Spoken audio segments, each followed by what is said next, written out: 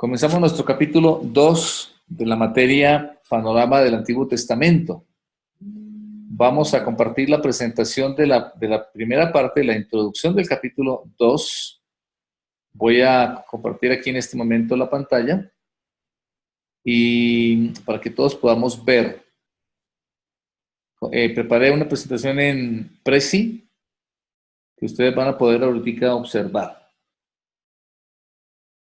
Bien, veamos hasta que ya nos salga aquí el Prezi. Ponemos la presentación general. Este capítulo 2 de la materia nos enfoca específicamente en lo que se llama aquí, el título del capítulo es Los primeros años de Israel. Y nos va a abarcar los libros desde Éxodo hasta Deuteronomio. Es decir, sacando Génesis, que lo estudiamos la semana anterior, el resto del Pentateuco, Éxodo, Levítico, Números y Deuteronomio. Es lo que vamos a estudiar en esta noche. Acá tenemos un bosquejo, ustedes lo tienen en su PDF en la página 36, donde están los sucesos que va a abarcar esta parte de la palabra de Dios de la Biblia. En la primera columna están los sucesos, la segunda columna los años que abarca el relato y tercera columna las citas bíblicas correspondientes. Es interesante, por ejemplo, miren ustedes que el primer suceso es la esclavitud en Egipto y abarca 400 años de historia. En nuestras Biblias solamente ocupa 2 capítulos, Éxodo 1 y 2. Mientras que a continuación dice Egipto a Sinaí, ese traslado, la salida de Egipto y la llegada al Sinaí que abarca un año, en cambio va desde el capítulo 3 hasta el 18. A veces nos cuesta tener como la perspectiva de que la extensión en nuestra Biblia no siempre tiene que ver con la extensión en la historia. Miren aquí, por ejemplo, 400 años están en 2 capítulos, mientras que un año está prácticamente en 15 capítulos de nuestra Biblia. Luego está el tiempo que estuvieron acampados en el Sinaí, el pueblo de Israel, que fue un año, y eso comienza desde el capítulo 19 de Éxodo, versículo 1, abarca el resto de Éxodo, abarca todo el libro de Levítico y el libro de Números hasta el capítulo 10, versículo 10. Miren la tremenda extensión, cuántos capítulos le invierte en nuestra Biblia para un año de historia acampados en el Sinaí. Después sigue el viaje en el desierto, que fueron 38 años. Comienza en el capítulo 10 de Números, versículo 11, hasta el capítulo 21, versículo 35. Y por último nos va a narrar acerca del último campamento antes de Canaán. Es otro año de historia. Comienza en el capítulo 22 de Números y abarca todo el libro de Deuteronomio hasta el final, en el capítulo 34. Ese es un poco el panorama. Lo que vamos a ver en esta noche son 4 lecciones que están aquí, y ustedes también tienen en su página 36 del PDF. La primera, el Éxodo. Dios libera a su pueblo de la esclavitud. Está el objetivo, que es describir el Éxodo, el viaje al Sinaí, el pacto y el tabernáculo. La segunda lección, que es el libro de Levítico, y trata sobre las reglas de Dios para la vida santa. El objetivo es explicar acerca de las ofrendas, los sacerdotes, las leyes, las fiestas y la elección en Levítico. Tercera lección habla acerca del libro de Números y la temática del pueblo de Dios fracasa en la prueba de la fe. El objetivo es resumir los sucesos que ocurrieron en el Sinaí, en Cades y Moab, de acuerdo al libro de Números. Y por último, la cuarta lección, que abarca el libro de Deuteronomio y tiene que ver con el pacto de Dios con Israel. El objetivo es resumir una lección sobre cada uno de los 3 mensajes de Moisés en el libro de Deuteronomio. Entonces vamos a ir ahora sí con Silvita y Majito a compartir la primera parte que ellas han preparado.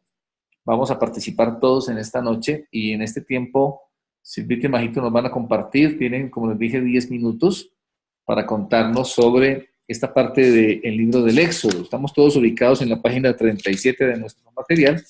Las escuchamos, Silvita y Majito. Bienvenidas y gracias por el aporte.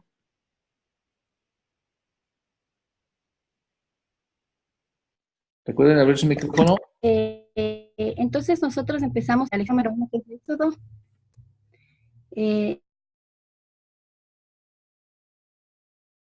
Ver a su pueblo de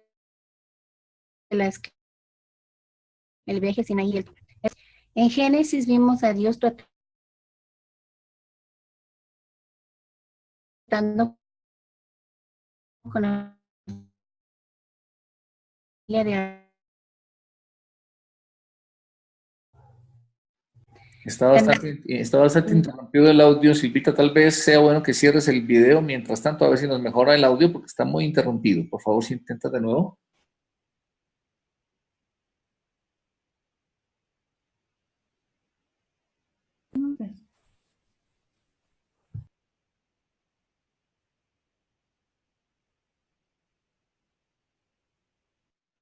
Se nos desconectaron del Zoom, Silvita y Majito. Esperemos que puedan volver a ingresar sin problema.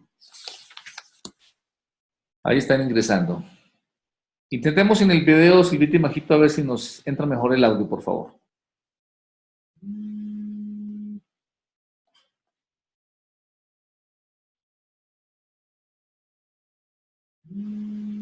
Y vemos que el Éxodo cuenta acerca del nacimiento de Moisés y cómo Dios le protegía. Moisés se crió en la casa del faraón, pero más tarde Dios les llamó para liberar a los israelitas de la esclavitud. Cuando salieron de Egipto fueron libres y Dios usó a Moisés para preparar a los israelitas para entrar a conquistar la tierra prometida, la tierra de Canaán. Es la tierra que Dios les había prometido y que fue la base para cumplir su misión. También entendemos que el reino restablecido de Egipto tenía aproximadamente el tiempo del Éxodo. Egipto expulsó a Quixón en el 16º siglo antes de Cristo. Ellos habían vivido esto por 200 años aproximadamente.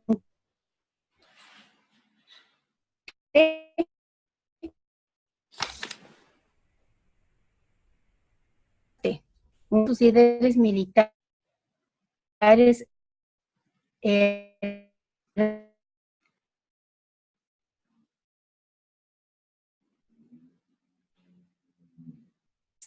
Tutmosis III era el faraón en el tiempo de la esclavitud de Israel en Egipto.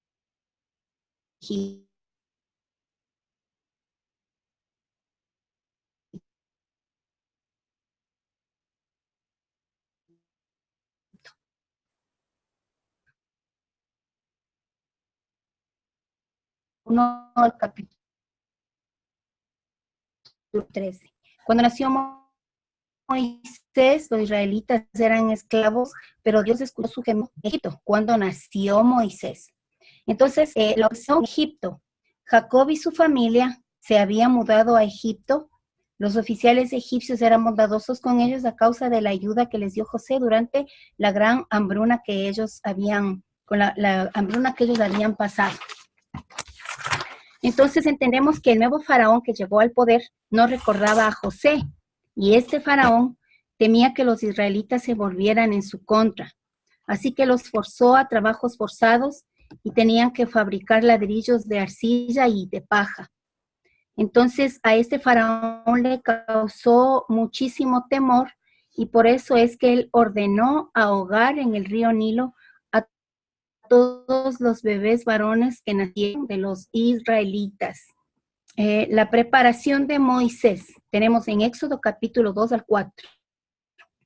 Los días de la historia eran oscuros cuando Moisés nació, pero Dios tenía un plan para ayudar a su pueblo. La hija de Faraón tomó a Moisés como su propio hijo y le dio la mejor educación egipcia. Y fue enseñado en todas. Tenía él 40 años.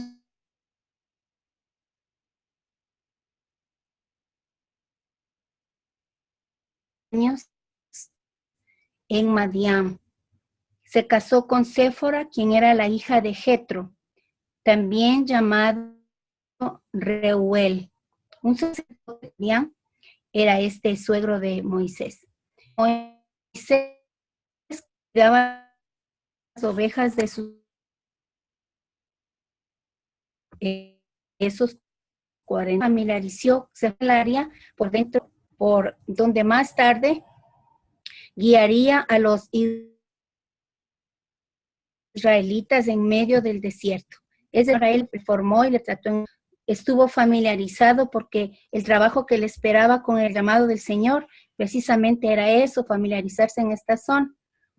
Entonces, tenemos aquí la contienda entre Dios y el faraón.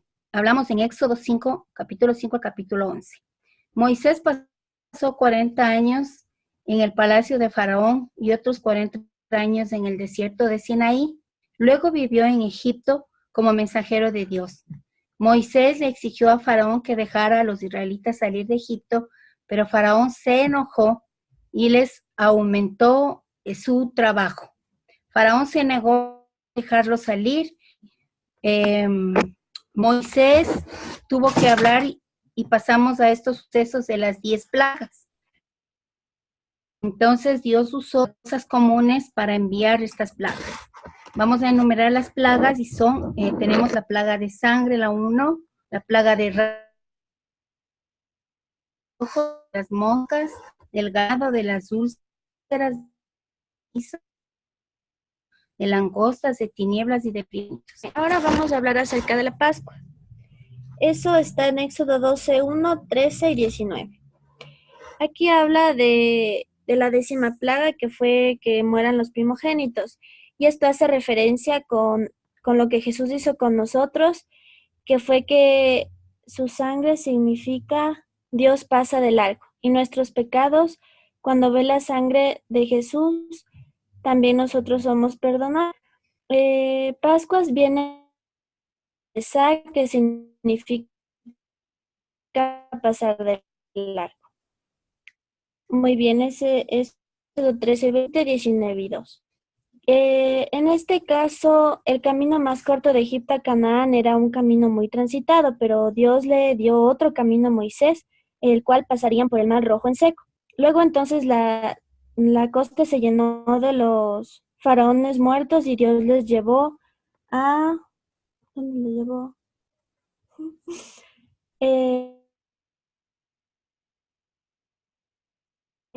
Dios protegió los israelitas. Dios protegió y cuidó al pueblo de Israel con su gran poder y fue para Israel muy importante depender y confiar de Dios. Luego vemos el pacto de Dios con Israel, eso está en Éxodo 19, 24. Las creencias de Israel no eran basadas en las religiones de la gente que estaban alrededor de ellos, sino más bien les llegaron directamente de Dios. Dios ha hecho un pacto con Abraham y su familia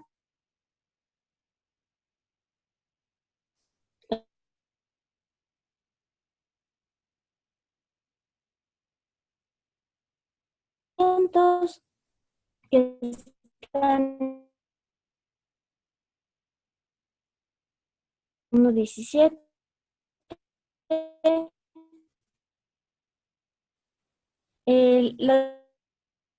Las leyes nuevas, de excepción del día de reposo.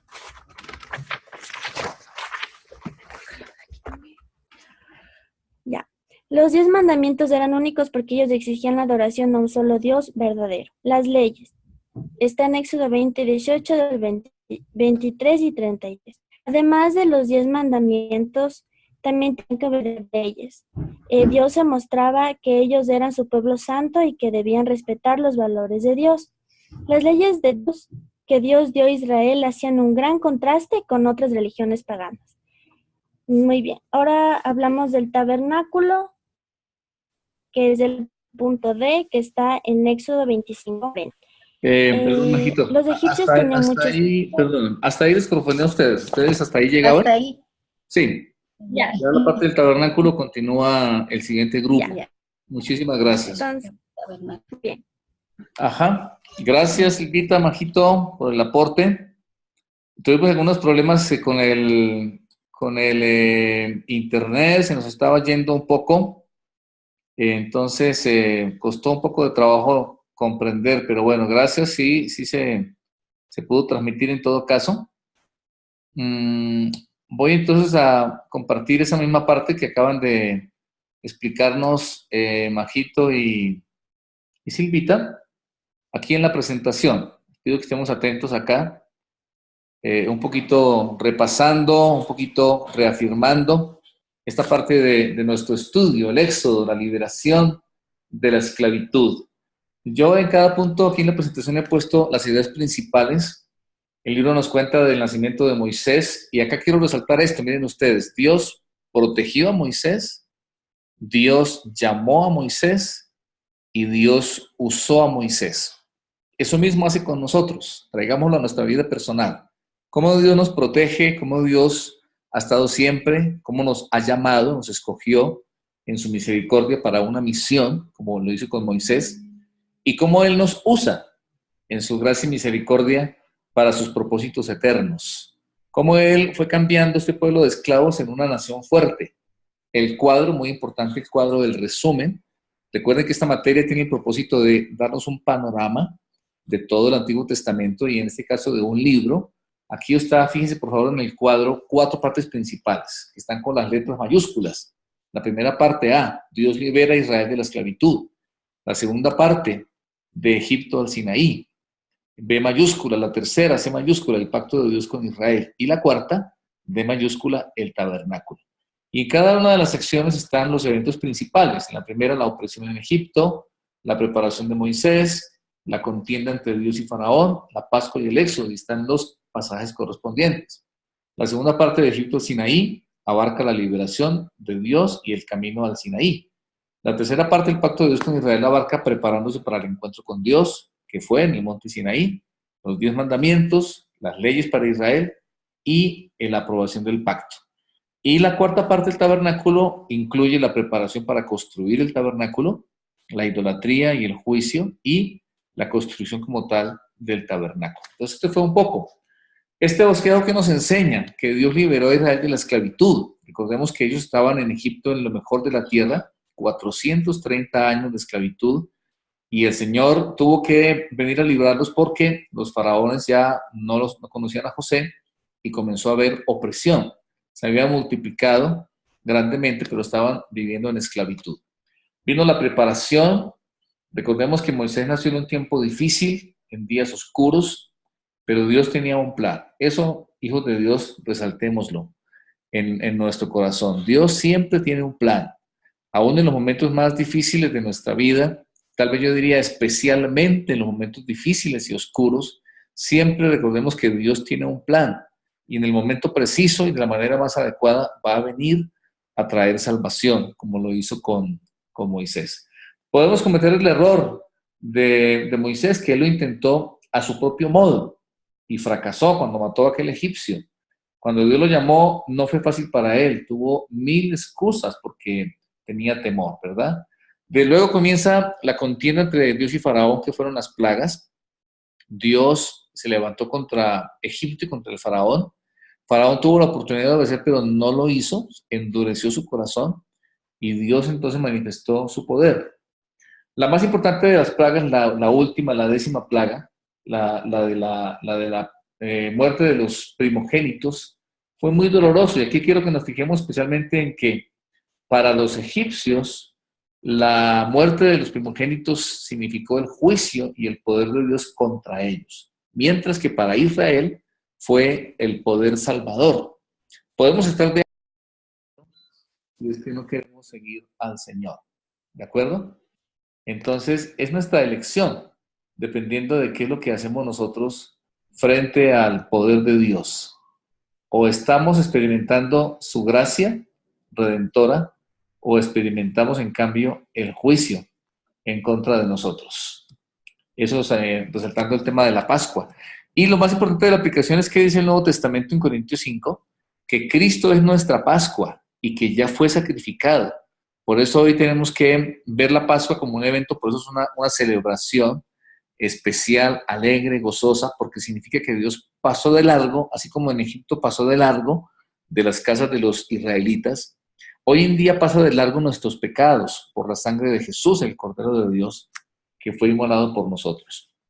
En la parte B, el trayecto de Egipto al Sinaí, gran cantidad de milagros ocurrieron, cómo Dios protegió y cuidó a su pueblo con gran poder, ¿Cómo lo guió? Con la columna de nube durante el día y la columna de fuego durante la noche.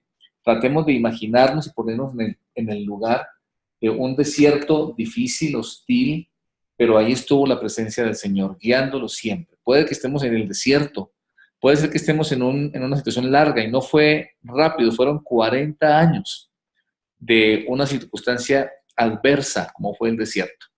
En nuestras vidas, tengamos presente, puede ser que estemos en un desierto, que pasemos dificultad o aflicción, pero ahí está el Señor con su presencia, la columna de nube, el Espíritu Santo, guardándonos en todo momento y en todo tiempo. A Israel, si algo le costó, fue confiar en Dios, que no nos pase a nosotros que desconfiemos del Señor en medio de la dificultad. La parte C, el pacto de Dios. Recordemos que Dios había hecho un pacto con Abraham, en este caso en el Sinaí, hizo un pacto con Israel como nación. ¿Cuál era el plan de Dios? El plan de Dios era hacerlos una nación santa para llevar a cabo una misión salvadora. Dios tiene un plan contigo, conmigo, como pueblo de Dios que somos. Dios tiene un plan, tiene una misión para nosotros y siempre es una misión de salvación, una misión de redención. La única manera en el caso de Israel para tener una relación correcta con Dios era por medio de ese pacto. Y hoy por hoy es igual. La única manera de tener una relación con Dios es a través y es gracias al pacto de Dios con nosotros. En este caso es el pacto de la cruz, el pacto de la sangre del Cordero. Los 10 mandamientos eran las leyes morales, declaraban que era bueno y que era malo para el pueblo, y tenían el objetivo de enseñar a Israel cómo relacionarse con Dios y con otras personas. Eran únicos y especiales, enseñaron el monoteísmo, a diferencia de lo que predominaba en esa época, que era el politeísmo. El tabernáculo, extraordinario, precioso, maravilloso, una palabra que aparece ahí en el contexto de la palabra kabod, que significa peso o valor, y era usada para referirse a la presencia de Dios. En el tabernáculo estaba la presencia de Dios. El tabernáculo significa Dios morando en medio de su pueblo, como Él lo hace en medio de nosotros. ¿Qué contenía qué contenía el arca de la alianza? Los 10 mandamientos, la vasija con el maná, la vara de Aarón que floreció y un ejemplar de la ley. Lo más importante, recordemos el tabernáculo, estaba el atrio, estaba el lugar santo y el lugar santísimo. Ahí ustedes tuvieron ocasión de leer cada una de las partes y el mobiliario que tenía. Todo tiene una semblanza especial y preciosa del Señor Jesús y de su obra. En la materia Doctrina de Salvación hemos estudiado, si ustedes se acuerdan, en detalle el tabernáculo, inclusive con la película de Benny Hinn y mirando cada parte el significado y la aplicación para la obra del Señor Jesús. Entonces entramos ahora en esta parte del tabernáculo, nos va a ayudar el grupo de Lina, David Santiago y de Silvita. Silvita, quedamos contigo que tú nos ayudas con esta parte, ¿verdad?, del tabernáculo. Entonces, vamos a escuchar a Silvita, por favor. Silvita Ayala, que nos compartas de lo que leíste. ¿Qué fue lo que más te llamó la atención? ¿Qué fue lo que aprendiste? Por favor, y nos puedes compartir sobre el tabernáculo y la parte que tú leíste. En especial que los israelitas solo tenían un lugar de adoración, mientras que los egipcios tenían muchos templos. Habían 2 personajes, Bezalel y Aholiab, que estaban encargados de construir el tabernáculo. Estos hombres estaban llenos del Espíritu de Dios y conocimiento. Aquí encontramos la descripción en sí de lo que constituía el tabernáculo y nos dice que el tabernáculo estaba dividido en 2 partes. Una que era el lugar santo y el otro que era el lugar santísimo. Y nos describe qué objetos habían tanto en el lugar santo como en el lugar santísimo. Nos dice que alrededor del tabernáculo había un patio o un área abierta con una cerca. Y este tenía una entrada. Y dice que dentro de esta cerca estaba el altar donde la gente tenía sus sacrificios. Entre el altar y el tabernáculo había una fuente grande de bronce.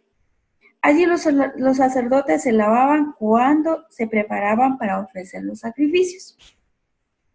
Al lado derecho del lugar santo estaba la mesa del pan para los sacerdotes y al lado izquierdo el candelero de oro.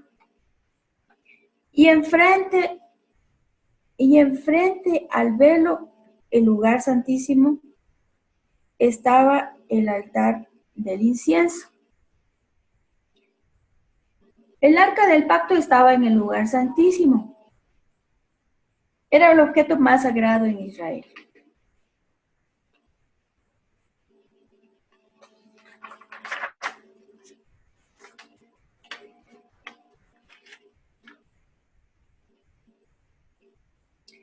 Dice que a diferencia de las naciones pecadoras, los israelitas no tenían imagen de Dios, pero su gloria estaba en el tabernáculo. Entonces, ellos no lo veían físicamente, pero podían sentirlo.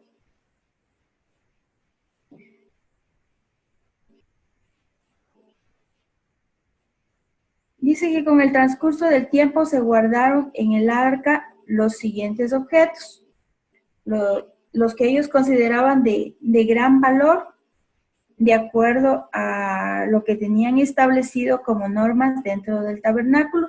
Y entonces se guardaron los 10 mandamientos, la vasija del maná, la vara de Aarón que floreció y un ejemplar del libro de la ley. Dice que el sumo sacerdote de Israel entraba en el lugar santísimo solo una vez al año para la expiación de pecados. Se paraba ante el arco del pacto y allí ofrecía el sacrificio de sangre por los pecados de la nación de Israel. El tabernáculo indicaba que el Señor, el Santo Dios de todo el universo, quería encontrarse con el pueblo, pero la gente tenía que arrepentirse y llegar a Él por la fe. Esto era el acto significativo que tenía el pueblo para ir a la presencia de Dios o de limpiar sus pecados para estar en la presencia de Dios. Excelente. Y Excelente. ahí tenemos los principios del Éxodo, que me parecen bastantísimos. Dice que Dios nos llama a depender de Él, no de nosotros mismos, tal como en la actualidad. Que Dios liberta a su pueblo y juzga a sus enemigos en su tiempo. Dios tiene el poder para controlar la naturaleza. Y veré la sangre y pasaré de vosotros. Dios quería que Israel llegara a ser un reino de sacerdotes y una nación santa. Dios ama, es paciente y perdona, pero Él no dejará al culpable sin juicios.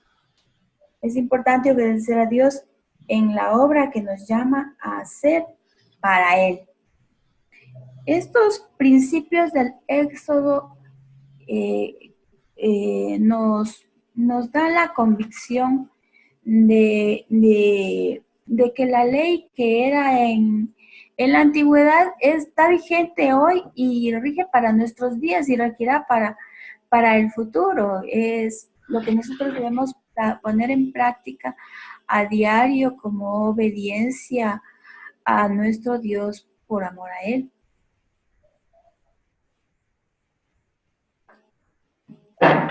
Eso en sí.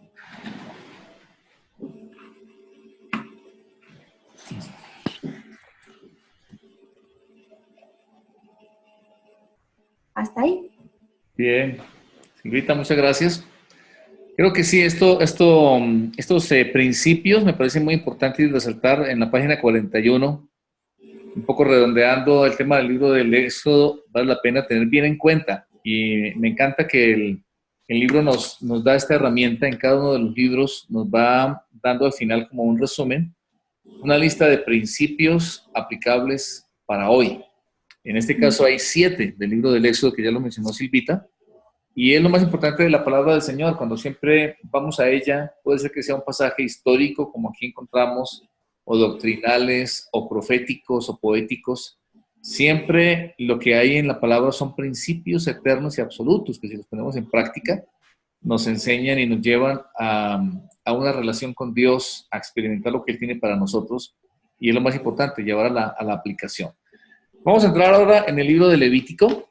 Vamos con David Santiago y con Lina a desarrollar la primera parte del libro de Levítico. Es nuestra segunda lección del capítulo 2 y titula como el libro Levítico, Reglas de Dios para la Vida Santa. Entonces seguimos con David Santiago, vamos a escucharte y después con Lina en esta primera parte del libro de Levítico. Sí. Bueno, el Levítico sí, dice, son las reglas de Dios para la vida santa. Entonces, más o menos Levítico se divide en 5 partes, donde la primera parte, del capítulo 1 al 7, habla de las ofrendas, del 8 al 10 habla de los sacerdotes, del 11 al 22 es un recuento de las leyes que ya vimos también. ¿Se me escuchan? ¿No? Sí.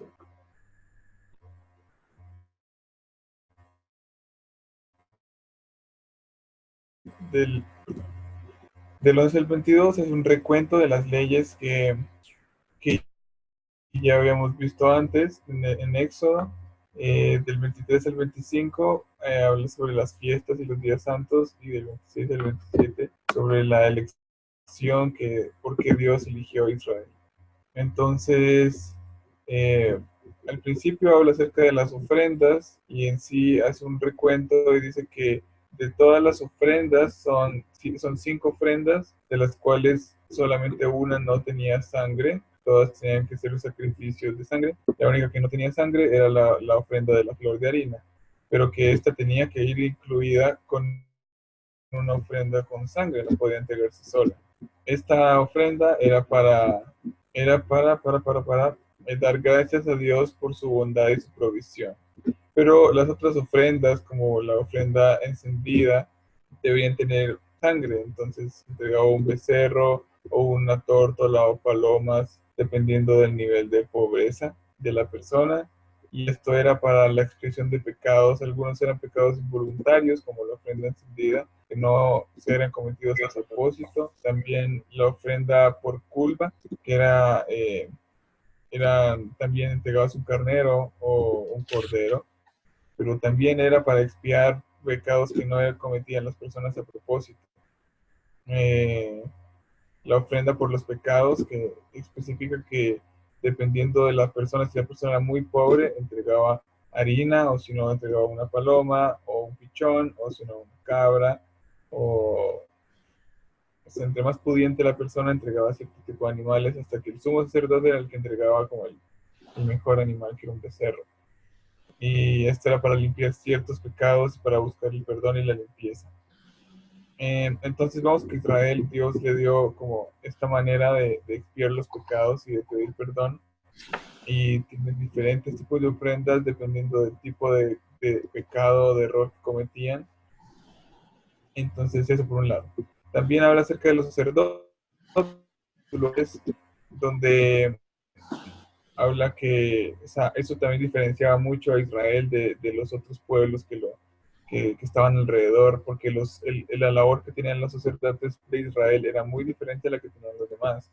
El sacerdote era el encargado de ofrecer los sacrificios y representaban a Dios, al pueblo ante Dios, pero también eran los que entregaban los sacrificios. Al principio, cuando Dios liberó al pueblo de Egipto, los primogénitos de cada familia de Israel, puso a los levitas, que eran los que ayudaban a los sacerdotes en el ministerio del tabernáculo. También cuenta, pues, cuando murieron los dos hijos de Aarón, que Aarón fue, como Israel fue creciendo, a Aarón, y los ayudaban sirviendo en el tabernáculo, pero 2 de ellos, como bien sabemos, cumplieron y no adoraron a Dios de la manera culminados. Entonces, ahí el pueblo se dio cuenta de que para Dios era muy importante la manera en que se hacía todo el protocolo de la adoración y de la entrega de los sacrificios, y que él estaba muy pendiente de ello. Entonces, por eso el pueblo en verdad entendió lo importante que es eso. Y luego habla acerca de las leyes, que como ya nos explicó Majo, del 11 al 22, que eran leyes que que apartaban a Israel del resto de los pueblos y que hacían que Israel en verdad no hiciera las cosas que hacían los otros pueblos, que muchas veces iban en contra de la voluntad de Dios, que no agradaban a Dios. Entonces los convertían si ellos cumplían esas leyes, eran un pueblo santo. Si no lo hacían, entonces estaban incumpliendo la ley. Era como la parte más importante o sea, todas esas leyes eran más que todo para no hacer lo que eran los demás. Ajá. Muy bien. Hasta ahí tenías tú, ¿cierto? Sí. Bien, entonces la parte de lo que tiene que ver con Levítico, con las ofrendas, los sacerdotes y las leyes, nos ha compartido David Santiago.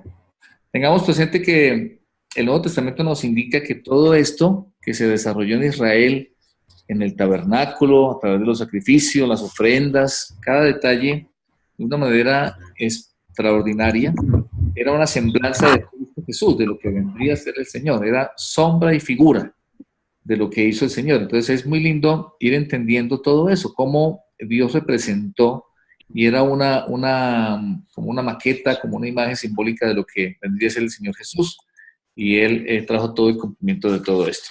Vamos ahora con Lina a pasar al literal D mayúscula, en la página 43 del PDF, a hablar de las fiestas y de los días santos. ¿Qué nos puedes compartir, Lina, sobre esto? Bueno, el Señor en Levítico, desde el 23 hasta el 25, establecía unos días especiales y también unas fiestas solemnes o santas convocatorias que tenían por objetivo recordarle al pueblo de Israel que eran un pueblo santo, que eran un pueblo especial para él. Entonces, en Levítico del 23 al 25 nos describe exactamente qué es lo que debían hacer en cada una de esas ocasiones. Habla de 12 fiestas santas que se las voy a describir rapidito. Empezaba con el día del reposo o el sábado, es decir, que en el séptimo día debía existir un día de descanso dedicado a Dios. Y en este día ni la gente ni los animales debían trabajar. Después seguía por el año sabático, que era el séptimo año, se trabajaba 6 años y el séptimo se descansaba, la tierra, o sea, la tierra era la que debía descansar. Después viene la tercera fiesta, que es ocasión especial, que es el año del jubileo, que era un año que se dedicaba a ayudar al pobre, a cancelar las deudas, se quitaban las deudas, se liberaban los esclavos y la tierra se le devolvía a los primeros propietarios. Después de eso venía la fiesta de la Pascua, ya estas son las fiestas solemnes, que servía para recordar la liberación de Israel de la esclavitud en Egipto. Entonces allí cada familia mataba un cordero y se lo comía con hierbas amargas y panes sin levadura, solamente panes sin levadura, y ahí viene la siguiente fiesta, en la que en los panes sin levadura recordaban que Dios sacó a Israel de Egipto y lo sacó apresuradamente. Entonces ellos comían el pan sin levadura y era una ocasión para reunirse, estar juntos y dar ofrendas. Después de eso venía la fiesta de las primicias, que es una de las fiestas que nos pregunta allí cuáles son las 2 fiestas de la cosecha. Esta era una, y nos dice que allí reconocían las bendiciones abundantes que el Señor les daba en la tierra. Entonces, mecían una gavilla de cebada y presentaban holocausto y una ofrenda de grano. Allí llevaban al alfolí, que era como un granero gigante, donde llevaban ellos la primicia, lo mejor de sus frutos, y esto se repartía entre los sacerdotes, los huérfanos, las viudas y los extranjeros. Después de eso venía la fiesta de las semanas, que es otra de las fiestas de la cosecha, o el Pentecostés. Allí se regocijaban y daban gracias al Señor por la cosecha del grano. Esta es una fiesta de mucho gozo, y presentaban también ofrendas voluntarias y también ofrendas requeridas. Después de eso viene la fiesta de las trompetas, o el Rosh Hashanah, que es el Año Nuevo judío. Allí presentaba delante de Dios y buscaban su favor, y tocaban las trompetas, ofrecían sacrificios. Después de eso venía el Yom Kippur, o el Día de la Expiación, que es la fiesta en la que se celebraba o se buscaba la purificación de los sacerdotes y del pueblo del pecado. Allí también era el momento en el que se purificaba el lugar santo. Después de eso ellos descansaban y ayunaban por sus pecados y ofrecían sacrificios. Después de eso venía la fiesta de los tabernáculos o de las cabañas, que era cuando ellos conmemoraban el viaje desde Egipto hasta Canaán. Y entonces durante una semana, esto era en el séptimo mes más o menos del 15 al 21, ellos vivían en cabañas hechas de ramas o palmeras y se regocijaban por todo lo que el Señor les había provisto. Esto lo hacían decía que cada séptimo año los sacerdotes leían todo el Pentateuco. Después de eso, la 11ª Santa Convocatoria es la Asamblea Sagrada. Allí conmemoraban la clausura del ciclo de las fiestas, se reunían y ofrecían también sacrificios. Y finalmente estaba la fiesta del Purim, que nos la describe también en Esther, que esto era en el 12º mes, y recuerdan que Dios salvó a los judíos en el tiempo de Esther y se regocijaban, festejaban y daban regalos. Bueno, excelente, Lina, muchísimas gracias. ¿Qué les parece? ¿Se la pasaban de fiesta? Sí. Se la pasaban de rumba. Yo creo que es algo bien especial. A mí me dice tantas cosas, me dice, y me encanta la palabra celebración. El Señor es un Dios de celebraciones y Él quería y quiere que como pueblo celebremos. Como nos comparte Lina, y ahí está el cuadro muy detallado, muy lindo, que ahí nos queda para que podamos tener bien claro, recordar lo que Dios había hecho, tener claro cada acontecimiento, cada evento, que no se olvidara al pueblo, porque ese es el problema, que se nos olvida. Las cosas importantes y que no deberíamos olvidar, se nos olvida, lo que Dios hizo. Entonces, hoy por hoy está ahí en la palabra, y cada vez que nos reunimos como pueblo de Dios, Dios quiere que celebremos. Qué lindo, me parece súper especial. Muy bien, hijos de Dios. Entonces, terminamos con esto el libro de Levítico y vamos a pasar al libro de Números. Como ustedes pueden ver, por eso el nombre, insisto, la materia es un panorama, es un vistazo como ahora acabamos de ver Éxodo y Levítico, así, un vistazo desde arriba, tomando justamente eso, ¿no? Como decíamos en la clase de la semana pasada, como ponerse uno arriba y mirar así la historia, cómo fue ocurriendo, pero a la vez viendo aspectos importantes y cómo así, esto qué significa, cómo se aplica eso hoy en día a nosotros, ¿verdad? Para que podamos traerlo a la aplicación. Vamos ahora entonces con Ronnie y con María a la página 45 a comenzar el libro de Números. Por favor, Ronnie y María, bienvenidos. Pueden compartirnos 10 minutos para que nos compartan sobre el libro de Números. Nos corresponde compartir números. El pueblo de Dios fracasa en la prueba de fe. El objetivo es resumir los sucesos que ocurrieron en el Sinaí, Cades y Moab, de acuerdo a números. Bueno, esto corresponde a cuando el pueblo de Dios o el pueblo de Israel acampó en el monte Sinaí. Ellos acamparon aproximadamente por un año allí. Y luego Dios les dio instrucciones. Israel marchó por 11 días a Cades y desde allí Moisés envió 12 varones a reconocer la tierra de Canaán. El informe que estos varones dieron hizo desviar al pueblo de Israel, porque los hizo desviar de su fe, a no creerle a Dios, ¿verdad? Y este informe fue terrible para ellos, porque por este informe el pueblo se desvió y estaban llenos de dudas, de incredulidad, y Dios los castigó, haciendo que toda esa generación desleal de israelitas se muriera en el desierto. Ellos no pasaron a conocer la tierra prometida por causa de estas dudas de incredulidad que tuvieron. Y Dios los castigó, haciendo que toda la generación de israelitas muriera en el desierto. Y la siguiente generación de ellos finalmente estaba preparada para entrar a Canaán. Entonces, en este contexto, yo he visto puntos principales que sucedió acá. Primero, Dios dio instrucciones a su pueblo. En segundo lugar, Moisés mandó a 12 varones a reconocer la tierra de Canaán. Tercero, Dios castigó al pueblo, a toda la generación, para que muriera toda la generación incrédula y que tenía muchas dudas y que no creyeron en él. Y cuarto, formó ya una generación preparada para entrar a la tierra prometida. Luego vamos a continuar con un bosquejo de números. En el bosquejo de números podemos mirar ahí que tenemos división en 3 partes. El libro de números nos da un resumen de cómo los israelitas acamparon y viajaron. Ese es el contexto que números conlleva. Y vemos que se divide, como vemos en el cuadro, en 3 partes.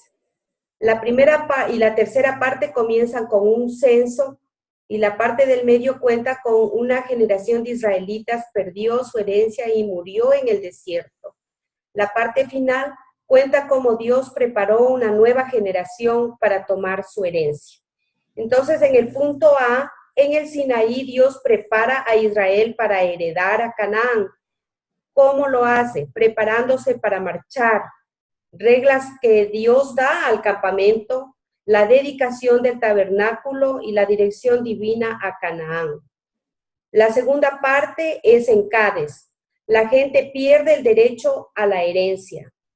Ahí es cuando empiezan a tener quejas y un derramamiento del espíritu en el camino a Cades. La rebelión de los 10 espías en Cades, 38 años caminando en el desierto, desde Cades a las llanuras de Moab.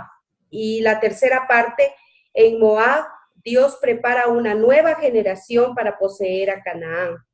Aquí se habla sobre Balac, Balaam, el segundo censo que hace Moisés para poder entrar a la tierra prometida, Josué como el nuevo líder, mandamientos sobre las ofrendas, las fiestas y los votos, la guerra con Madián y dividiendo y poseyendo la tierra. Entonces aquí podemos ver un bosquejo general de cómo se divide números. En el punto A, en el Sinaí, Dios prepara a Israel para heredar Canaán. Entonces, aquí se están preparando para ya marchar. Moisés hace el segundo censo, que cuenta aproximadamente 600 hombres, perdón. Que esto es un número que no incluye a mujeres ni niños ni a los levitas. 600,000 hombres. Y era necesario que el pueblo honre la santidad de Dios, por lo cual también les da un plan sobre el tabernáculo, cómo tenía que armarse, cómo tenían que colocar el tabernáculo. De hecho, pues Dios les muestra que el tabernáculo siempre tiene que ir en el medio y alrededor las tribus y los levitas están cuidando el tabernáculo. Entonces el tabernáculo tenía que armarse en el centro cuando acampaban, y los levitas debían acampar alrededor de este. Los clanes de los levitas eran 3, las familias de Gerson, Coat y Merari. No se debe confundir, dice aquí, este Gerson, hijo de Leví, con Gerson, el hijo de Moisés. Ahí tenemos un plan, una figura que muestra muy bien cómo va el plano del tabernáculo. No sé si se pueda mirar acá. ¿Sí? No sé si se puede mirar. Ahí. Ok. Entonces, también Dios les muestra las reglas para el campamento. Y Dios les dio a los israelitas leyes para mantenerse santos. Estas leyes incluyen reglas sobre la salud, pruebas para una esposa infiel y el voto del nazareo. El voto del nazareo es muy diferente a decir nazareno, porque nazareno corresponde a una persona que ha nacido en Nazaret, mientras que nazareo son los votos que se hacía una persona que era una persona que tomaba el voto nazareo. Esto no estaba relacionado con Nazaret, ni con ningún lugar específico. El voto nazareo requería que una persona se abstuviera de vino, no se cortara el pelo, no tocara un cuerpo muerto por un periodo de tiempo. Este voto era una señal de la devoción a Dios. Por ejemplo, Sansón vivió muchos años bajo un voto nazareo. Entonces, eso era muy diferente a ser nazareno, ¿sí? También tenemos aquí la otra figura el plan del campamento para las tribus de Israel. Cada vez que ellos acampaban, tenían exactamente, esa es la figura. Tenían los coahitas llevaban los muebles del tabernáculo, que son las tribus de Dan, Aser, Neftalí, Efraín, Manasés, Benjamín. Los gersonitas y los meraritas, llevaban el tabernáculo, que son las tribus de Rubén, de Simeón y de Gad. Y los levitas llevaban el arca del pacto, que son las tribus de Judá, Isaacar y Zabulón. Eso es todo lo que les puedo compartir hasta aquí. Sigue, Rodney. Bueno, continuando con el esquema, el bosquejo de números, estamos abordando el primer punto, que es Dios prepara a Israel para heredar a Canaán. Y dentro de eso, pues, una vez que ya se estableció, de acuerdo a lo que vimos, la estructura de cómo era el tabernáculo y las tribus alrededor, ¿no es cierto?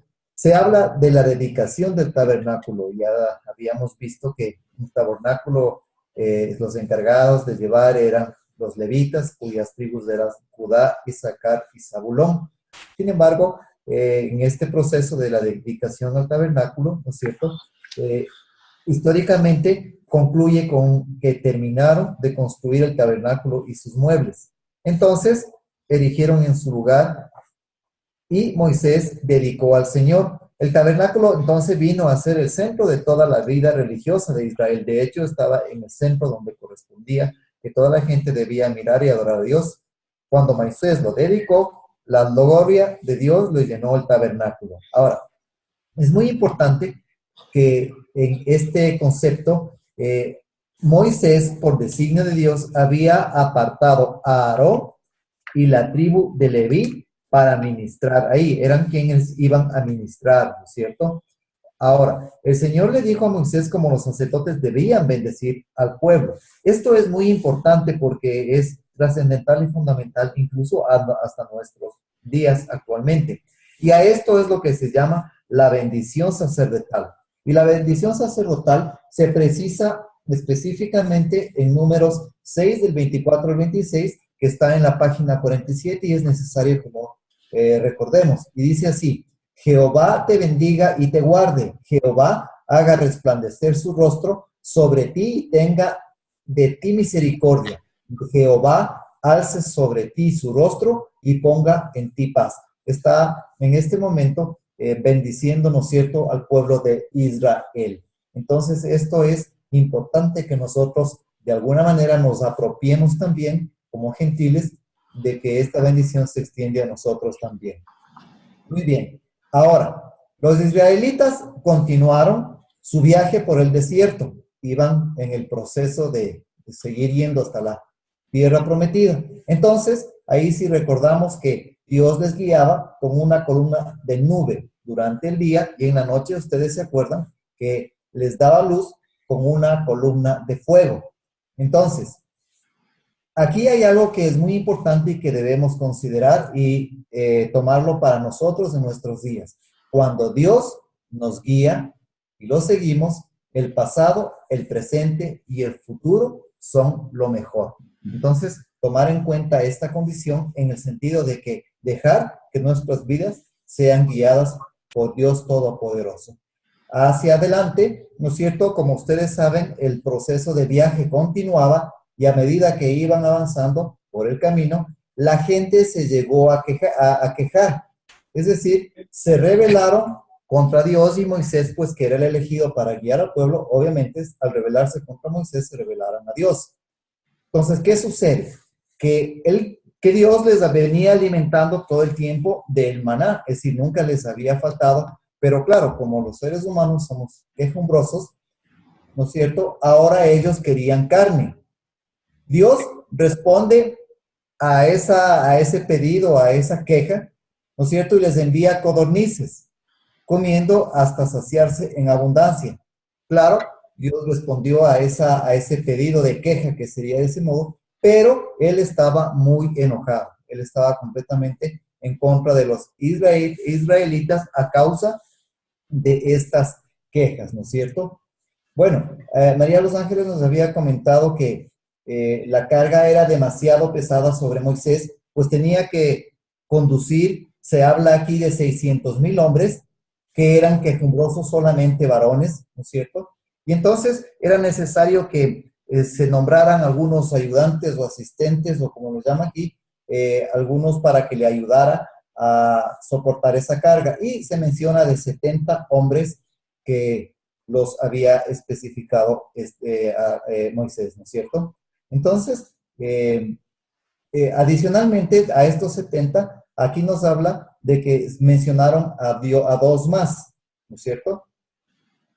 Y los cuales estaban parados siempre alrededor del tabernáculo.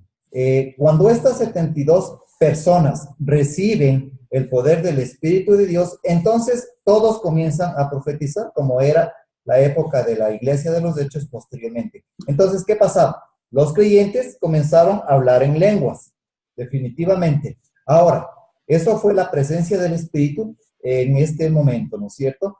Bien, ahora, las quejas, obviamente, dan origen a más quejas, porque eso genera como una avalancha. Entonces, las protestas de la gente indujeron a Aarón y María a quejarse. Es decir, siendo Aarón y María escogidos también para que puedan ministrar, también este tipo de quejas llega a influir en lo que a Aarón y María hacían, y ellos a su vez se quejan.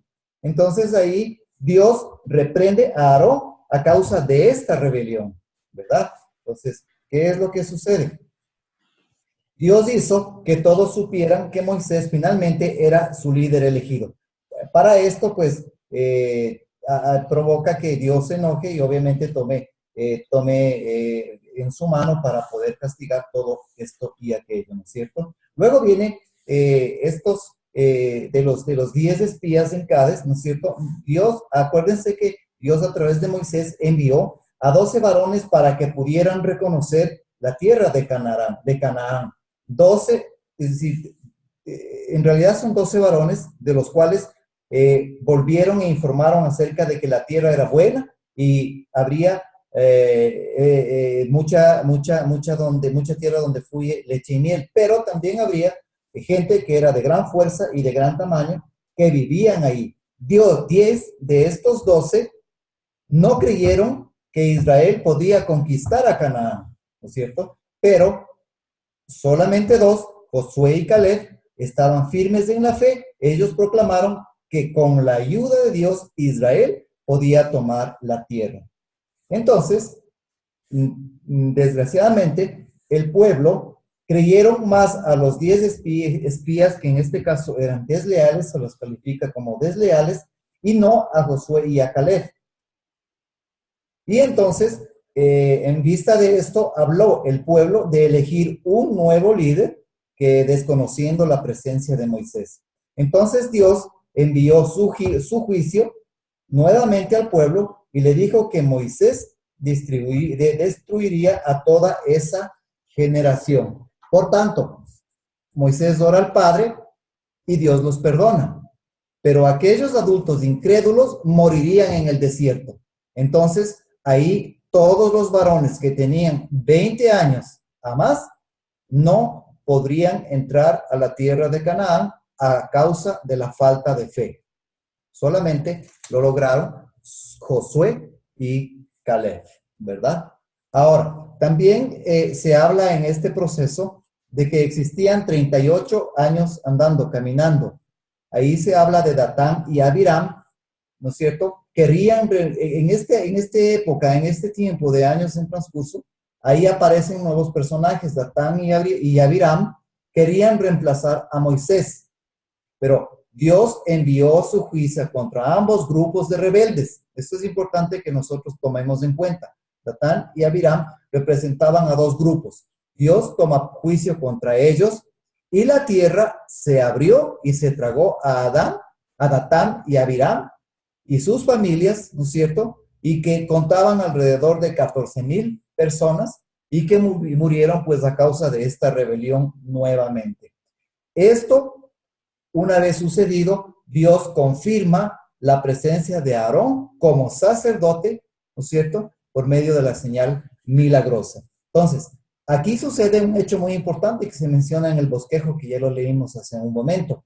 Dice, la vara de Aarón cobró vida, floreció y produjo almendras. Entonces, esta vara luego fue colocada en el arca del pacto para que la gente recordara que Dios había elegido a Aarón y su familia como sacerdotes del Señor. Básicamente esto es la parte que de alguna manera hemos resumido en lo que a la parte se me fue asignada a mí. Y de ahí ya continúan los debates.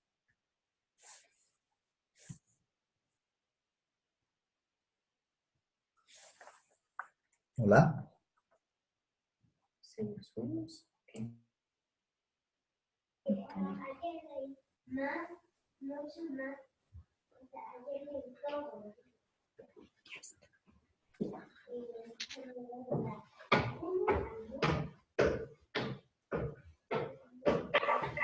Ya, tenía cerrado el micrófono, un ratito.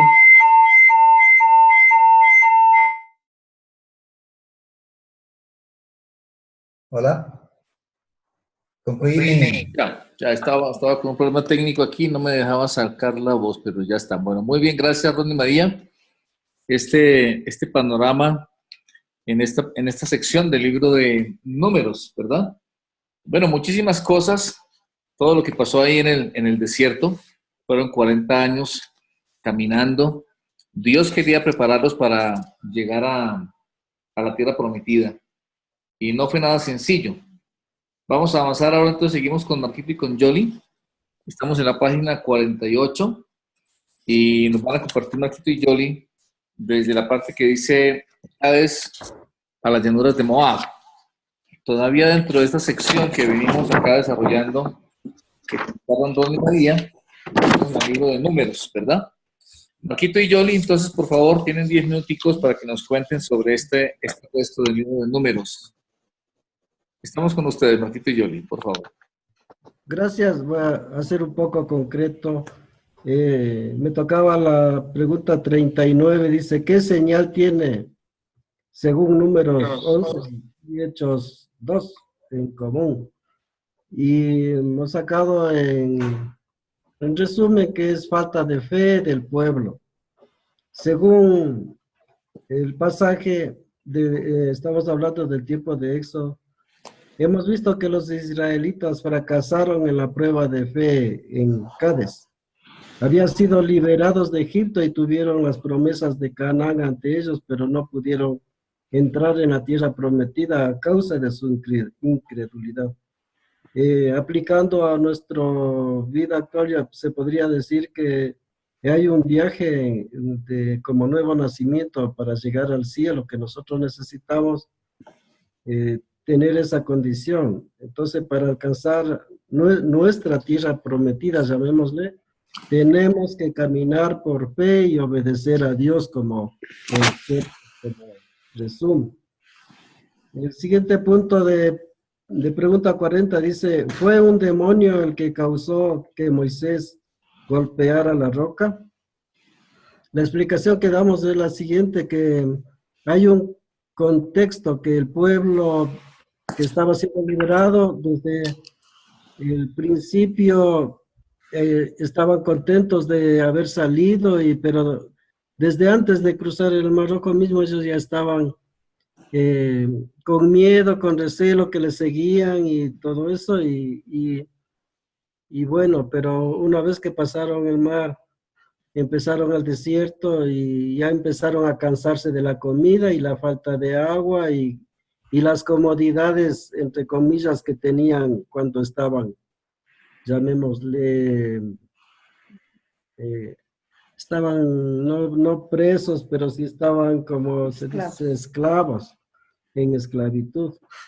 Y extrañaban las comidas que tenían y todo eso. Entonces llegó un momento en que le empezaron a reclamar a Moisés, y Moisés también ya debió estar deseoso de complacerles, y pidió a Dios de que le permita tener agua para la gente en el desierto. Entonces Dios le dijo que vaya a la piedra, como todos sabemos, y que con la vara señale a la roca. En este caso, la roca viene a representar a Jesucristo, ¿no? Según la lectura que hemos hecho. Tenía solamente que señalar y no topar, y que le hable y le pida, como decir, agua, dame agua, digamos.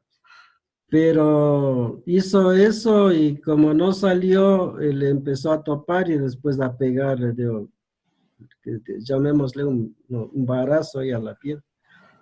Entonces, estamos viendo la posición de lo que es, llamémosle la vanagloria, sería el orgullo personal. O sea, como la pregunta dice, ¿fue un demonio el que causó Moisés golpear a la roca? Pues realmente fue la carne de él. Y eso nos pasa a todos en todas las circunstancias del pecado, digamos.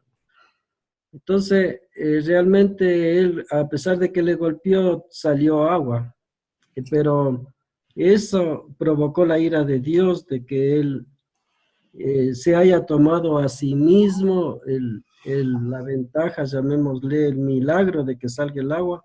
No era cuestión ya de él, porque estaba acostumbrado que con la vara hacía todas las cosas, él, pero es realmente Dios el que hace las cosas, aunque tenga un instrumento una persona. Entonces la ira de Dios hizo que el anhelo que tenía todo el pueblo y Moisés en sí de llegar a la tierra prometida, de que no se dé eso. No se dio e incluso murió antes, solamente vio, alcanzó a ver, pero no llegó a su tierra prometida. Bueno, ese pasaje nos lleva a pensar en eso, en ese tema que tenemos que caminar por fe y creer siempre que Dios es el hacedor de todas las cosas. Hay un punto que dice, ¿con qué comparó Jesús la serpiente de bronce? Realmente se refiere aquí a que es el perdón de los pecados de Jesucristo. Realmente, mirando el texto que dice que después de 38 años derrochados en el desierto, los israelitas nuevamente llegaron a la frontera de Canaán. Aún allá, el pueblo continuaba quejándose contra Dios y contra Moisés. Y nuevamente Dios tuvo que castigar a las protestas, y les envió serpientes mortíferas al campamento, y esta les mordió a muchísimos de ellos, y muchos de ellos murieron. Entonces, Dios se enoja de las cosas estas, que a pesar de que ellos veían milagro tras milagro tras milagro, seguían ellos con su parte carnal y poca espiritual, digamos. Esto es en cuanto a ese punto. Y pasando al punto, ¿cuáles eran los pecados más comunes entre los israelitas y el desierto? Pasa que Balac le contrató a Balaam para que haga oración para liberar al pueblo. Pero ocurre que ocurrió lo siguiente, que se preguntó cuál era los pecados más comunes. Y los pecados más comunes resultaron ser la idolatría y el pecado sexual. Y Balaam le enseñó a Balac a usar mujeres hermosas para seducir a los hombres de Israel y alejarlos de Dios. Y los moabitas siguieron el consejo de Balaam y esto trajo el juicio de Dios sobre Israel. Y una plaga mató a 24,000 israelitas. Nuevamente Dios se vio obligado a castigar, llamémosle claramente, al pueblo que se sale de la línea de la fe, la línea de Dios. Y hay una pregunta, la pregunta 44 dice, ¿quién era Balac y qué quería y por qué? Balac era un rey de los moabitas y el por qué es porque él tuvo miedo de que como empezaron a crecer demasiados, de que ellos lleguen a ocupar todo y ganarles, llamémosle, porque todo es cuestión de conquistas de ellos, ¿no? Y para Balac era un peligro esa gente, entonces, el por qué es eso de el temor a que realmente era un peligro para el pueblo ese. Marquito, disculpa. No vamos tanto ahorita a ver pregunta por pregunta. Esa era la tarea que ustedes deben entregar de las respuestas de las preguntas, pero ahorita más bien es un resumen de lo que leyeron ustedes. Estamos ahí en la página 49 ya y la 50 para que veamos el tema de, bueno, ya lo que nos compartiste de Balaam, y vamos a avanzar ya a la parte de lo que fue el segundo censo. Estamos ya en la parte de casi el desenlace del libro de números. Entonces, si nos comparten un poquito un resumen de lo que fue la página 50 y 51. Ahí con el último censo y ya cuando llega Josué como nuevo líder y la división de la tierra. Esa parte es lo que me faltaría verificar. Sí, bueno, yo quería también en esto de Balaam dejar en claro que tiene muchas particularidades y eso lo podemos notar a través de todo la Biblia, porque por ejemplo en segunda de Pedro 2:15 dice que han dejado el camino recto, entonces eso nos pone en evidencia y todo es aplicable hasta nuestros tiempos. Por eso es importantísimo la relación que existe del Antiguo Testamento con el Nuevo. Entonces, siguiendo con la nota histórica, pues dice que los madianitas eran descendientes de Abraham y que entonces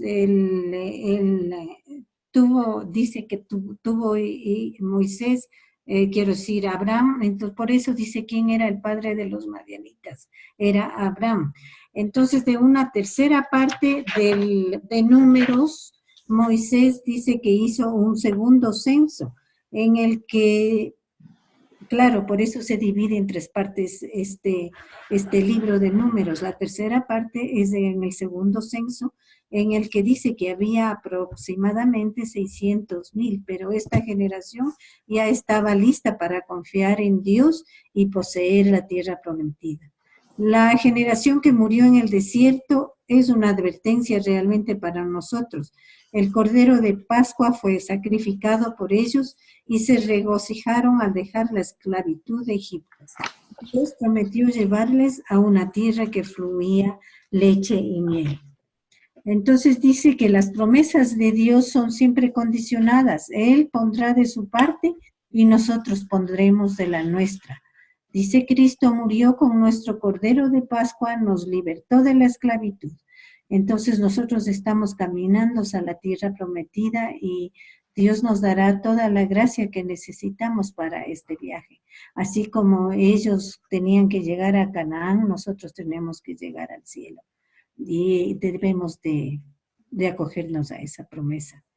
Dice que Moisés anunció también que Josué sería el próximo a llevar el nuevo líder.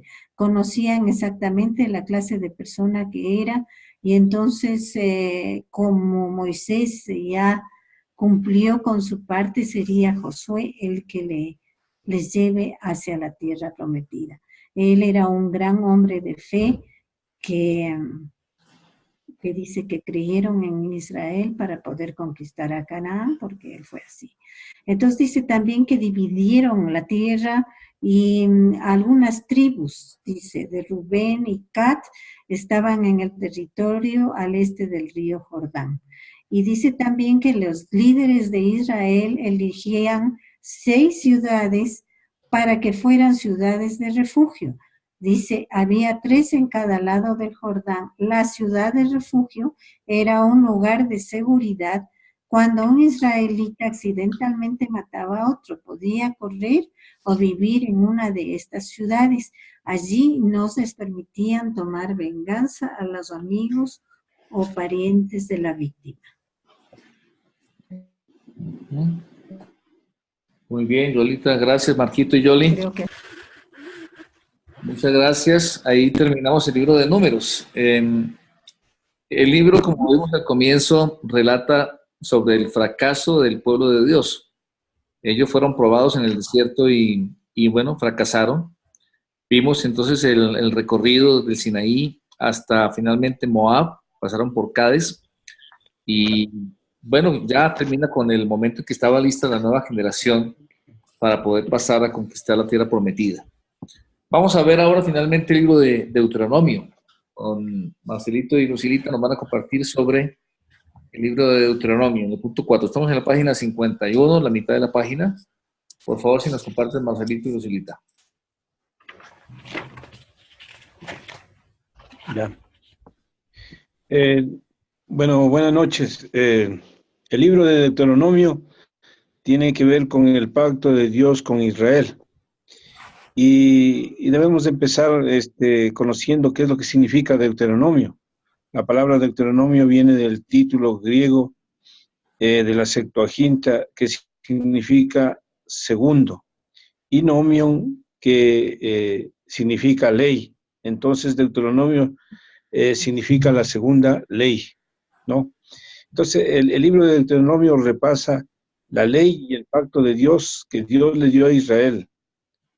A diferencia del estilo de los otros libros, tanto de Levítico, de Números, Deuteronomio viene a ser un libro que es traspasado a nosotros y que nace o que viene desde el corazón mismo de Moisés.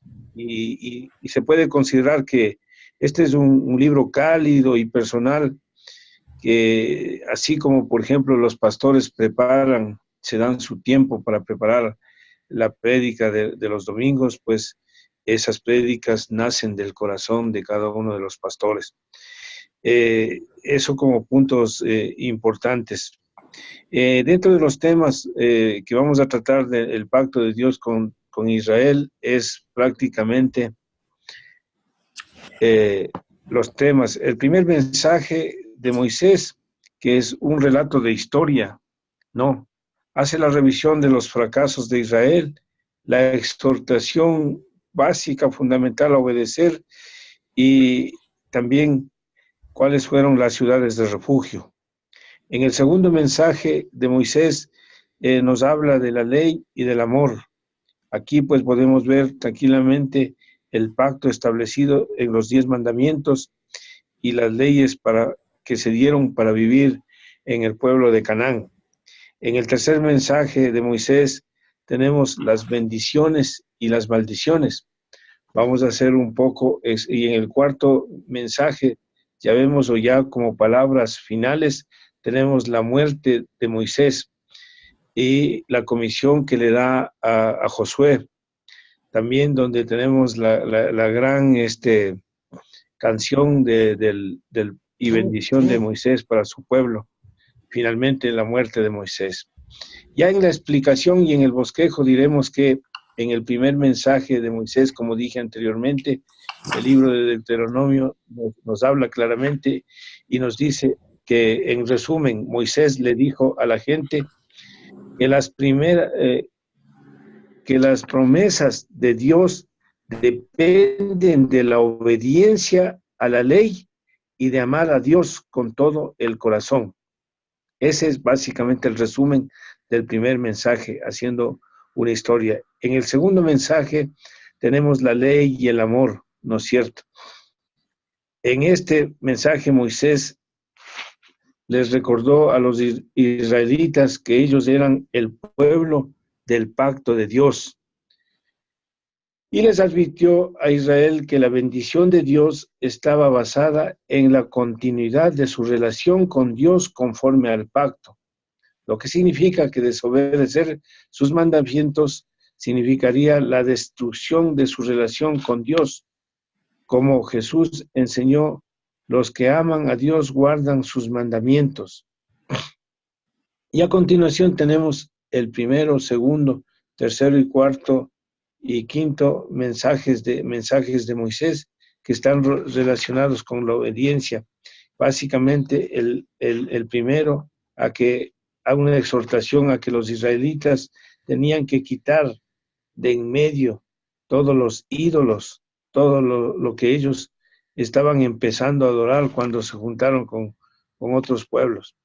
En el segundo mensaje y exhortación de Moisés es que les dice claramente: oye Israel, Jehová nuestro Dios, Jehová uno es, y amarás a Jehová tu Dios con todo tu corazón y con toda tu alma y con todas tus fuerzas. Ese es uno de los 10 mandamientos que están establecidos directamente para que nosotros podamos obedecer. En el tercero dice que se amen a Dios, al vecino y al extranjero que está entre nosotros. Y asimismo el cuarto mensaje nos enseña y nos da un bosquejo amplio de los principios éticos del antiguo pacto de Dios, que lo va a revisar mi esposa en la lectura de las tablas que vienen a continuación. Para finalmente, en este quinto mensaje de Moisés dijo que vendría un profeta. El profeta les levantaré de en medio de sus hermanos como tú, y pondré más palabras en su boca, y él les hablará todo lo que yo les mande. Mas a cualquiera que no oyeren mis palabras, que él hablare en su nombre, yo le pediré cuentas. Esto es básicamente hasta aquí el primero y segundo mensaje de Moisés. Viene el tercer mensaje que lo va a hablar mi esposa. El tercer mensaje se trata sobre las bendiciones y las maldiciones que nos dejó Moisés. Por ejemplo, en Deuteronomio 28 dice: acontecerá que si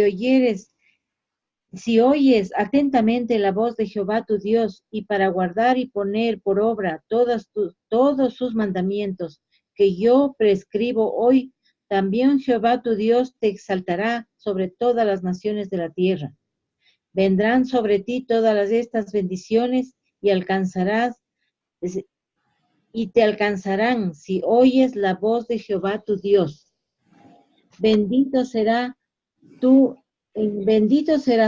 en la ciudad, y bendito tú en el campo. Bendito el fruto de tu vientre, el fruto de tu tierra, el fruto de tus bestias, la cría de tus vacas y rebaños y de tus ovejas. Todo esto son las bendiciones que nos dejaron hasta el día de hoy, y que tenemos que obedecer. Y de acuerdo a eso también vienen las consecuencias de la desobediencia, que Dios dio las bendiciones y también las maldiciones.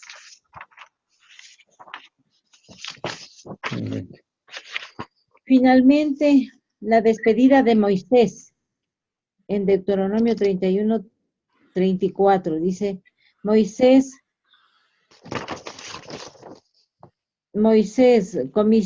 comisionó a que estamos con Josué. una lupa. Moisés comisionó a Josué a ser el nuevo líder.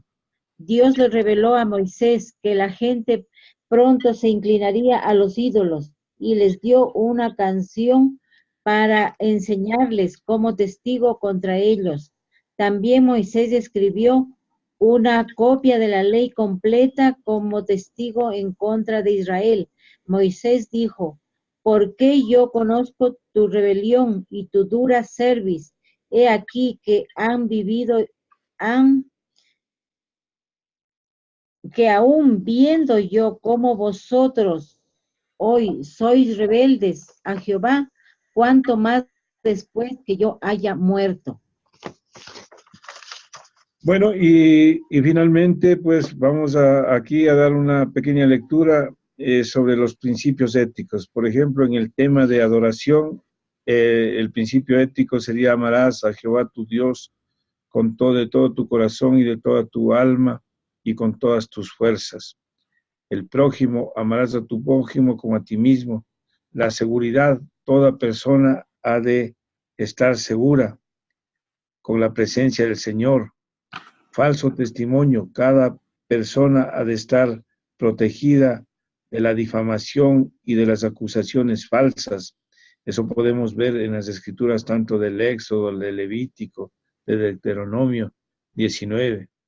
En el tema de las mujeres, ninguna mujer será objeto de abuso y nadie debe aprovecharse de su papel sumiso en la sociedad.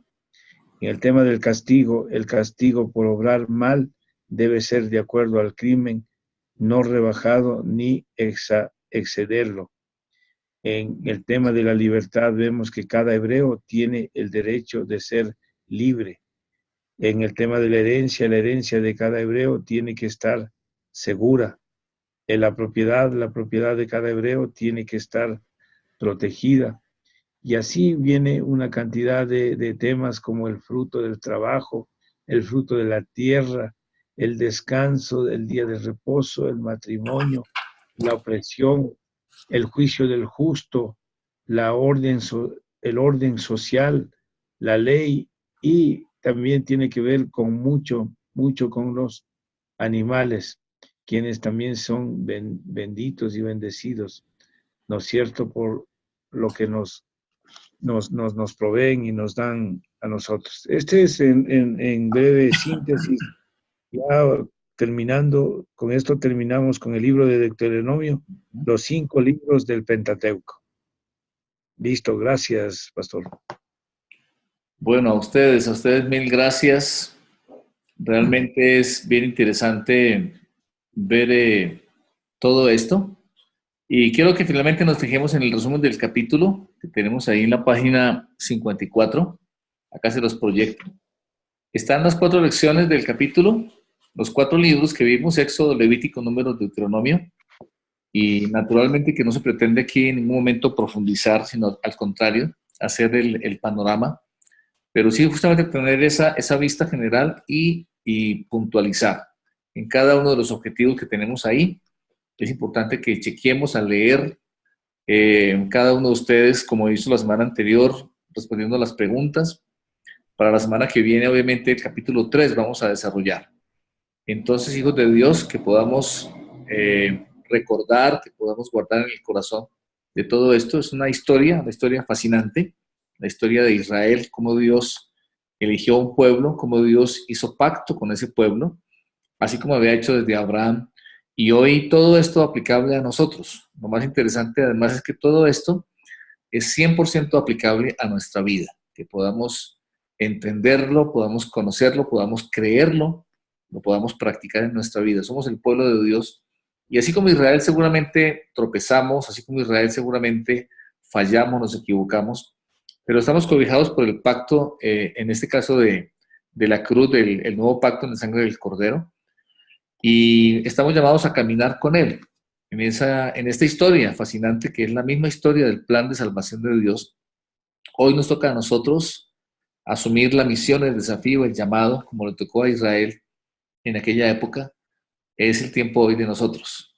Así como Israel, seguramente dificultades, enemigos, sí, los hay, los tendremos siempre, pero así como estuvo con Israel, está con nosotros. Quisiera concluir llevándonos a que recordemos el primer capítulo del libro de Josué, justamente que veremos la próxima semana. Y es el momento en el que ya pasando Moisés, le toca a Josué asumir el desafío. Y nos pongamos en el lugar nosotros. Ahora nos toca a nosotros. Dios le dice a Josué, Moisés ha muerto, levántate y pasa. Hoy para ti, para mí es el llamado. Todo esto es la historia. Israel, Dios ha estado ahí. Ha estado siempre con su pueblo, desde Israel y luego con la iglesia. Hoy está con nosotros y no nos va a dejar y no nos va a desamparar. Y tenemos hoy la responsabilidad de ponerle la mano en el arado, asumir el reto, el desafío y avanzar como pueblo de Dios. La misma visión, el establecimiento del reino de Dios, que las naciones conozcan del Señor, que las naciones reciban el anuncio de la buena noticia de salvación del Señor para con ellos. En cada nación, dice la Escritura, en cada pueblo, de cada linaje, un pueblo para Dios. Este es el reto, el desafío. Creo que nos quedaría orar al Señor sobre todo esto. Y les animo entonces a que esta semana igual, yo les insisto en que no dejen para el último día, cojan un ritmo de lectura, un ritmo de estudio. Esta materia es necesario que sea mucho de autoestudio, de lectura. Cada uno de ustedes se tome el tiempo y lo lea. Y aquí lo que hacemos es un poquito repasar, recordar, socializar lo que hemos estado estudiando. Por un momento entonces les invito a que oremos. Vamos a agradecer al Señor en cada corazón, muy, muy, muy profundo, este momento podamos orar, alabándole, exaltándole al Señor. Aquel que ha estado desde el comienzo de la historia. La semana anterior vimos el comienzo de los tiempos, el libro de Génesis. Esta semana, estos 4 libros fascinantes que registró Moisés. Tú, Señor, bendito y precioso, inspiraste a Moisés, como tu palabra dice, soplaste toda esta historia en el corazón de la mente de Moisés y ha llegado hasta nuestros días. Hoy tenemos acceso, está en nuestra mano esta historia extraordinaria. Señor de la gloria, que seamos diligentes siempre en estudiarla, en profundizarla y poder entender en tu palabra preciosa de tu amor, de tu gracia, de tu sabiduría, cómo tú has estado con la humanidad. Y Señor, que tu propósito es que de cada nación, de cada pueblo y linaje, se levante un pueblo para ti. Aquí estamos hoy nosotros, Señor, dispuestos, expectantes, fascinados contigo, con tu palabra eterna y con lo que tú estás haciendo, Señor. Que seamos entendidos en tus tiempos, en tus propósitos, en tus planes y podamos caminar en tus caminos, Señor. Toma nuestra vida hoy para tu gloria. Señor, guárdanos de desviarnos. Guárdanos, Señor, de desobedecer, de no entender, como tal vez pasó con Israel ahí en el desierto. Que no seamos una generación obstinada, que no seamos una generación sorda o incrédula, sino que seamos una generación que se levante, como pasó en el tiempo de Josué, entendiendo, Señor, creyendo y obedeciendo, conquistando la tierra para ti, las naciones para ti, Señor. Que así como con Israel, tu propósito hoy se cumpla, que se note la diferencia. Tú lo que querías, Señor, es que Israel viviera como un pueblo especial, diferente del resto de los pueblos, en todos los sentidos, Señor. Que hoy pase igual con nosotros, Señor, hoy que vemos cómo es arrastrada el mundo, las culturas, en medio de maldad, en medio de depravación, de cantidad de cosas absurdas. Nosotros, Señor, podamos brillar con tu luz, podamos resplandecer marcando la diferencia, Señor, llevando tu palabra, viviendo como el pueblo tuyo, que realmente, Señor, dentro de estos principios eternos, podamos mostrarle al mundo acerca de ti, acerca de tu palabra, acerca de tu amor, acerca de tu gracia. Gracias, Rey, por esta noche, por esta clase y todo lo que hemos podido compartir, lo que hemos podido aprender. Bendice, Padre, el descanso. En tus manos quedamos, Señor, en el nombre de Jesús. Amén. Amén. Amén.